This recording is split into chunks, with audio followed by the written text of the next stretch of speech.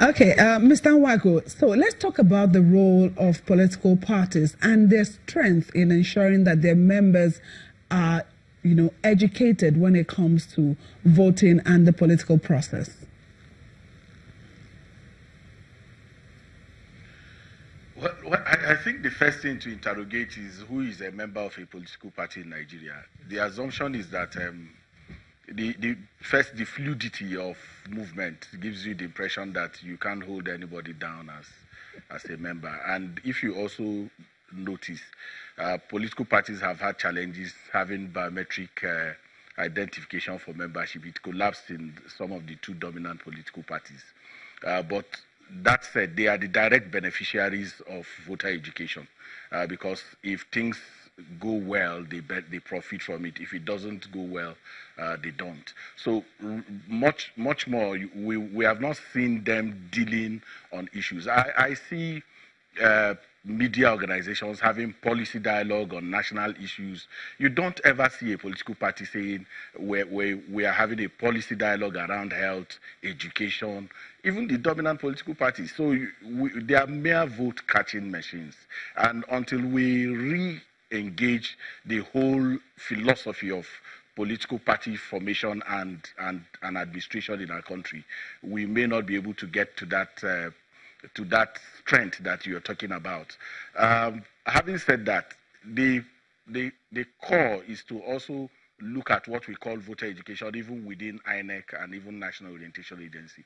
INEC perhaps will buy slots on radio, on television, that is meant to really be used for voter education. But many times what you see is that they use those to tell you where the functionaries of the organization were in a week, what activities they engaged, who they received in their offices.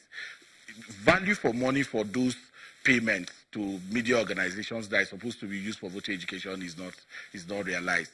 Then you also have, they have what they call INEC ambassadors, for instance, and they use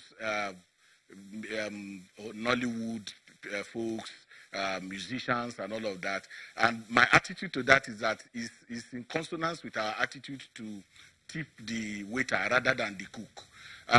If you want to perhaps use the media, why wouldn't you deal with perhaps people, the producers of those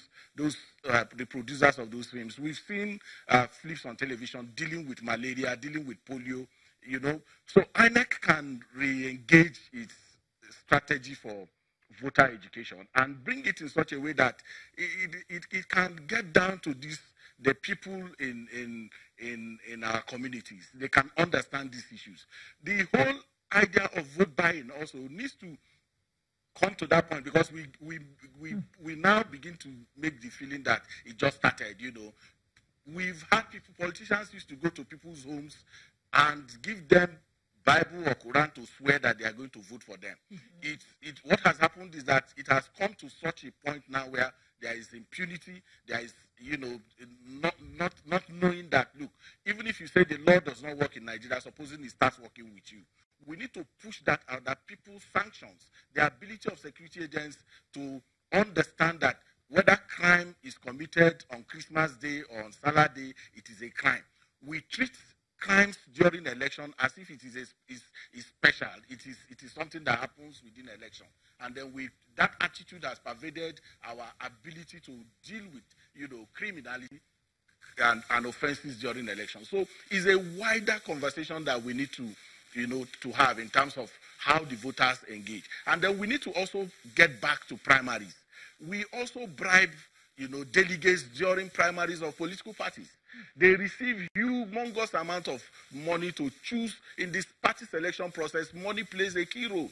And in that instance, we call it logistics. We don't call it vote buying. For the poor, it is vote buying. For the rich, when they share 100 million naira, when they agree that 400 million was shared in their rooms and they didn't know about it, we call it logistics. We need to have a wider conversation that drags out everybody to say, look, there is a need for us to have a clean cleaner elections. If you talk about National Orientation Agency, people talk about them without going to say, how much do we truly vote for agencies like that have very onerous responsibility to do not just voter education, but even civic education. Go and see what the budget of National Orientation Agency is. That is what some people put in their back pocket. When we talk about INEC, my brother and colleague in the Lagos studio talked about the voter education.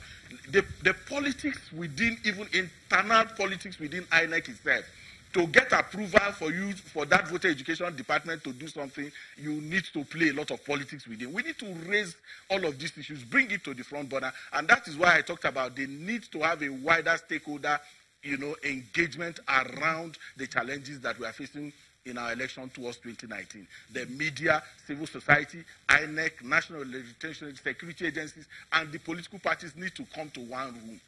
And then we also have to deal with the arrogance of the dominant political parties.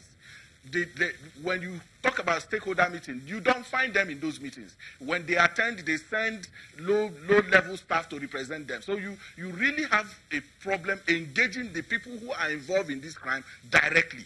So it is an opportunity as we move to 2019. It's not just to have, this one-off engagement with it. We need to come to terms with the fact that we're not going to hand over our country to big pockets.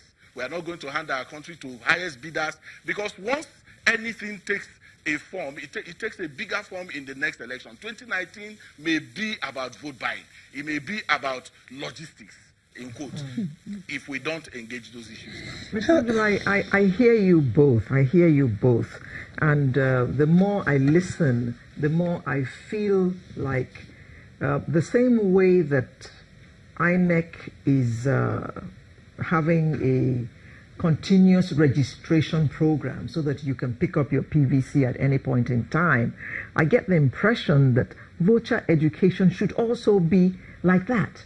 It should be an ongoing, not 2 months to elections or 3 months to elections. Exactly. It should be ongoing.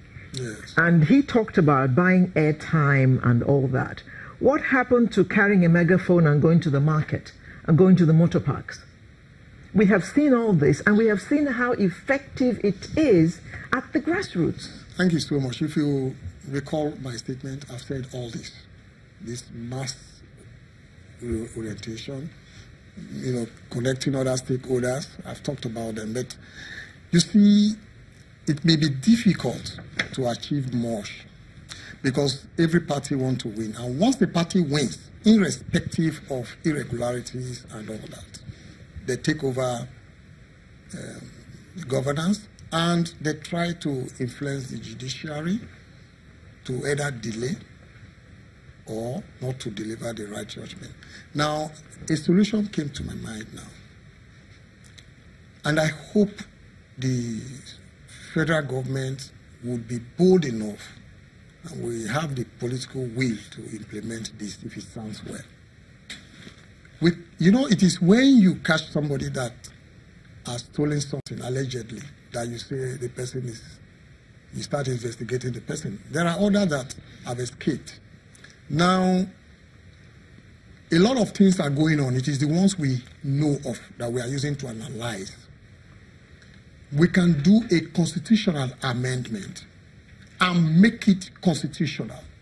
That if there are convincing evidence that any political party negatively exploited political processes in any way, they can define it, including purchase of votes. They should be disqualified. They should be disqualified. Now with that, every party will be careful. And that's why I use the analogy of somebody that have stolen. They want to cover up. But the moment, even though the electricity is not regular, people are careful because you never can tell who can record what. We've seen things, videos of incidents where the people thought they were having a confidential meeting or arrangement, and it's exposed. So no matter how careful you are, someday, somehow, it will be exposed. Recall what happened during Fayoshe's election in 2014. After some time, a military man came out and spoke.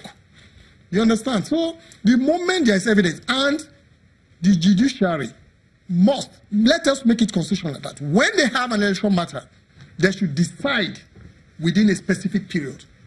Your constituency. They should decide within a specific period. on that election. Because what I see people do, I take, for example, my constituency, MBA.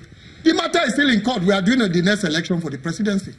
The election that brought this current president of MBA was contested in court. The matter is still in court. We are doing election in another 2 weeks' time or so. You understand? So we must be able to determine electoral matters within a very short time. If it means suspending other matters, they should do it. Not make somebody that have, that is voted wrongfully, that got, that won the election on a wrong premise, to continue to rule until, to continue for the tenure. You understand? So if we make it constitutional, even though the ruling party, whichever party that rules at the end of the day, will be careful. The opposition party will be careful because both of you will be taking risk. All the parties will be taking risk if it is exposed